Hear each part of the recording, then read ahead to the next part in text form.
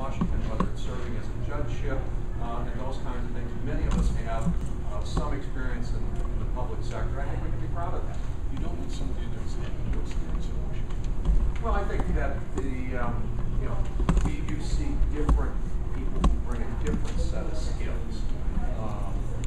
And I wouldn't say that you can't have someone with no experience.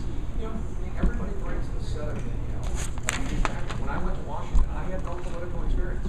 I had an in-depth business background.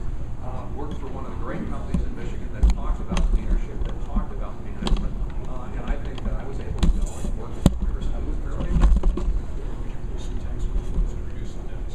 I think that the most important thing here in terms of tax reform, it is closing loopholes. But I'll tell you what business people are looking for. They're looking for wholesale tax reform. They want to go to a flat tax. They want to go to a fair tax. The tax code has gotten to be 25, 30, 40,000 pages. And they're saying nobody knows what's in it anymore. Simplify the tax code. Just tell us what it is. We're not looking for a tax break. We're just kind of looking for some certainty and understanding what the tax liability will be and making sure that different industries are treated equivalent. That an energy company that is doing oil and gas is not treated any differently than an energy company that is doing wind and solar. So some of those loopholes in that tax code would be gotten rid of. Some of those loopholes would be gotten rid of. What you may see at that point in time is if you close the loopholes, what you'll see is an overall lower tax rate. And finally on the bridge, refresh my memory. I'm for building a new bridge, absolutely. I think that when you talk about vitality of Southeast Michigan, it's about building a new bridge.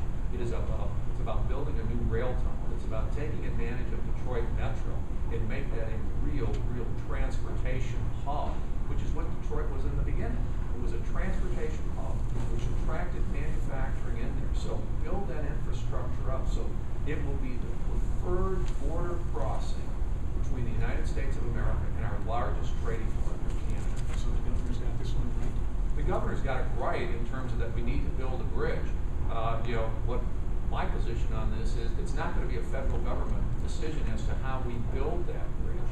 That's going to be a state of Michigan decision as to who's going to fund it, whether it's going to be a private partnership, whether it's going to be Canadian government and all of those types of things. I think the more private money we can get into building infrastructure, the more bridges we can build, the more bridges we can reconstruct, and the more potholes that we will be able to fill. So would you prefer to have this removed by the bridge? I would prefer that.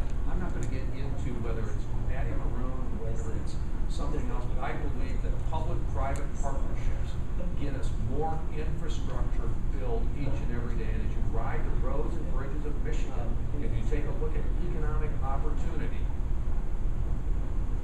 we need more built. We need it built sooner rather than later.